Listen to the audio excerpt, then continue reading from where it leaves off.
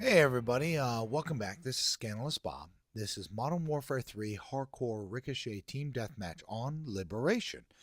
So, my buddy Jimmy, who is actually Jonas, he and I got on and we played a match on one of the new maps. So, I was like, you know what? Why don't I just follow you? I'm having a hell of a time getting positive games, that kind of stuff. So let's do a little teamwork, and I'm going to follow you. I got the G36, and you can see Jimmy right there, 75, Jimmy 75. And I'm thinking to myself, you know what I got to do is just follow him. I got to cover him. I got to lay suppressive fire. Whatever he calls out, I'm going to try to tag it. We're kind of using a leapfrog method. If he says he sees somebody, then I'm going to take him out. So what you're going to see in this is we're doing a hell of a job protecting each other. And that's one of the things I've always preached about, whether it comes to Modern Warfare 3, whether it comes to Modern Warfare 2, Black Ops, Battlefield 3, that if you're going to get on and you're going to play a team match, whether it be hardcore, whether it be regular core, whether it be kill confirm, whether it be demolition, domination, all of those that has a goal where multiple players get together and they try to achieve it, that you have some kind of like little communication. So Jimmy and I are running around and I'm trying to follow him, a couple steps behind. Somebody throws a grenade. They're not going to take both of us out. I got hit there. I'm communicating where I got hit, where you should be looking. So when it comes time for me to respawn, I'm trying to respawn a little bit close to him. And, as soon as I respawn, I'm saying, hey, I'm respawning right here. I'm about, 25, 30 steps behind you. Keep going, keep going. I got it clear. I'm watching this side. All right, I just spotted this guy. I need a little help. Those kind of things. Because I think when you do that, whether it's 2 players, whether it's 10 players, whether it's 6 players, or what have you, you can have a more enjoyable experience. So right there, Jimmy was telling me, hey, I got a guy out there by the fountain. So he wound up getting popped. So what I did was I kind of stayed still and I said, all right, dude, I'm going to wait for you here. I'm going to wait for you to respawn. And, based on where he spawns, he's going to either catch up to me or he's going to spawn on me. We got lucky and he spawned kind of close to me. And as you can see, we're not going to the center of the map. We're not gravitating to those natural choke points, those kill zones. Well, we're so daggone good at it. And I'm going to take my hat out to Jimmy because he runs on quite a nice little streak where, he pulls in a kill streak reward and I'm trying to guard his back.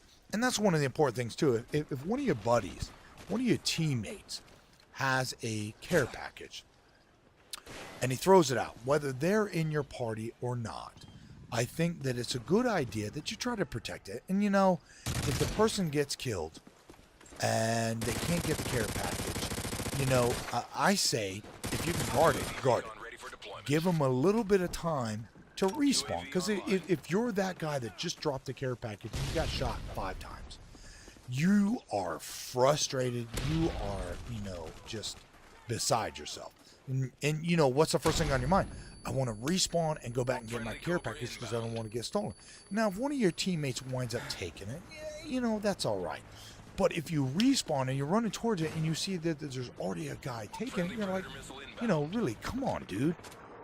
Let me at least try to get my care package. So that's why typically, I try to be an ethical player. If I'm playing a match and I see somebody drop a care package and it's not a decoy and they wind up getting popped, I do everything I can to guard it because I know if that was me, then I would want someone else to try to, guard it. And, worst come to worst, if you want to think about it this way, leave the care package because that's going to draw the enemy in. Hence the reason for the decoy package. A lot of guys will throw out a decoy package and they run. Typically what I try to do is I'll throw a decoy package and then I'll kind of set up this like defensive front. I'll start shooting. That way they see red dots on the map near that care package. Because when you do that, it kind of sells the idea that that's a care package that you wanted to guard. But, you leave that thing out there 5 minutes, everybody's like, yeah, don't take that. Nobody's around it. You're just going to blow up. So, I try to do a little bit to sell the idea that it's a care package the enemy may want to get. And, if you've ever been on the other side, you'll see it as like a chopper gun. You'll see it as an AC-130. You'll see it as something that's worth grabbing. And, tell you the truth, I've fallen prey to care packages that were decoys. And, it happens to everybody, and I'm going to throw them. I hope you still throw them because, 1 out of 5 times it may work is a high enough probability that it's worth your time to throw it out. Now, it's under the support class, typically for your decoy packages. So, that's kind of a personal choice. If you want to change up your kill streak, if you're running a strike package, to waste one, I guess you could say, on a decoy. Especially if you're, and you got to take that vibe. If you're playing a match where people aren't really moving around a whole bunch, a decoy care package, it may not get anybody. And I've seen them go out there where 3 guys are huddled around it, fighting over who's going to get it first because it shows up as AC-130.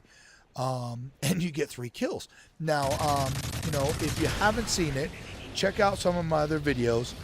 One of my buddies, Big Mac, I think I called it Killing Scandalous Bob. He runs in on an enemy escort airdrop, and he's trying to grab care packages. I'm trying to run in and grab care packages. Well, he grabs a decoy. It blows up.